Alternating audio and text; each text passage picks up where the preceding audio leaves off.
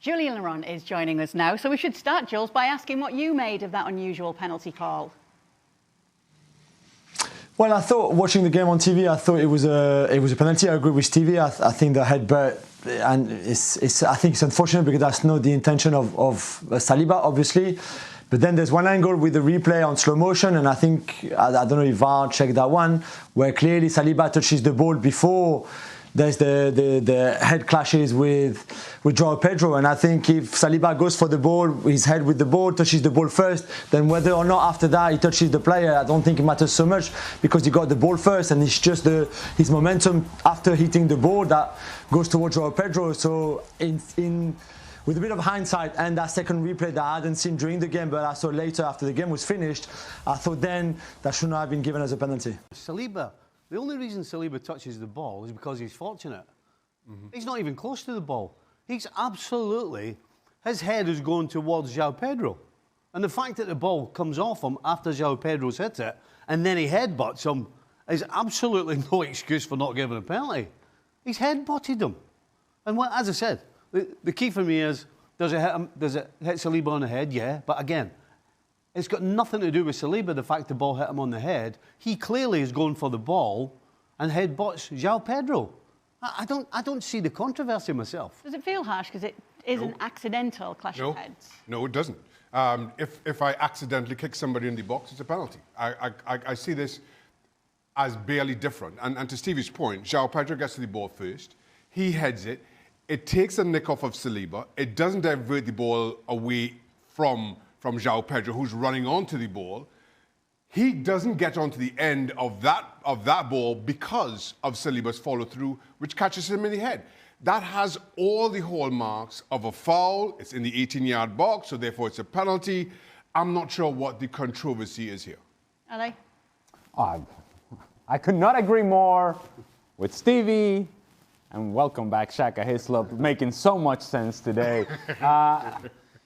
It's a classic case of a player who's going to challenge for a ball initially. Saliba, that's his intent, but the ball is no longer there by the time he gets there. So he's late and misses the ball.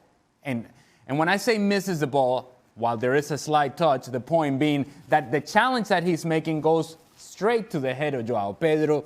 It's a penalty, and I really think that all this conversation, all it does, and Arteta knows this very well, that it takes away from the real analysis of the game and the struggles of Arsenal that continue to be, you just used the word hallmark, yes, that continue to be a hallmark of what this Arsenal season has been so far. It's been a characteristic of this team that they give up leads. It's been a characteristic of this team that if they're not scoring on set pieces, they're having difficulty in scoring goals. It's a characteristic of this team that they drop off in terms of the level of performance in second halves of matches. It has been going on throughout the course of the season, and this game was no different. Jules, you get the final say. We go full circle here on that penalty call. Yeah, I hear what the boys are saying. I just think that Saliba still touches the ball first. And I didn't see it first, and I thought it was a penalty. I saw after, and it made me rethink, to be fair. I agree with Ali in the sense that it's not a good Arsenal performance. Again, I think when you play without Timber, Odegaard, Saka, Havertz and Martinelli from kickoff, it's more difficult because they are important players for that team, but they're not playing well. Arteta said that after the game. I don't think he used the penalty to deflect from anything. He said himself that the performance was not good enough. It's not the first time. It's been going on for a while. And yet the reliance on set pieces is a lot now, maybe too much as well. Was it always going to be a struggle, though, Shaka, this game? Obviously, we just heard what Ali said there, but there's players missing, key players as well. Odegaard starts on the bench today. Saka's not there. Kai Havertz wasn't there. There are players that usually Arsenal rely on to make the difference that aren't present. Absolutely. Arsenal do have players missing. If you want to call it, if you want to characterize it as an injury crisis, then you're free to do that. Brighton are also a very good team, and we have to give Brighton that credit at the very least. I know they haven't been in great form themselves. They've been drawing far too many games of late, but take nothing away from the kind of football that Brighton continues to play season in, season out. So I think Brighton kind of earned their way back into this game. And yes, things could have been a whole lot different for Arsenal had some of those players been present. But every single team is going to have these moments. That's why a season is this long. Top clubs don't get to complain about that because they all have to at some point or the other. And while, yes, I get the point that Arsenal could and should have been better, even with those players, even with Havertz and Saka, we know more of the Arsenal set-piece coach than we know of the first-team squad. And that tells its story. That really tells the story about Arsenal.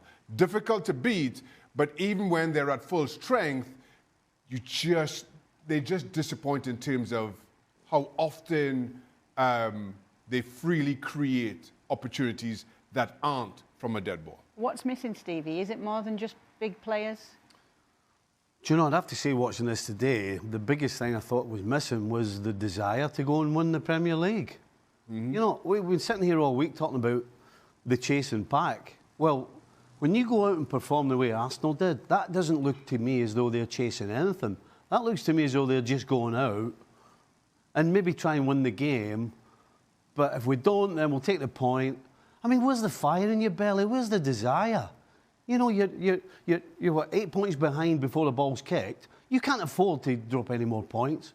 So you would think that would be reflected in the performance. Or certainly, not the performance, that's the wrong word, because sometimes you don't play well. But to not see any real fight and fire and desire, that seems strange to me.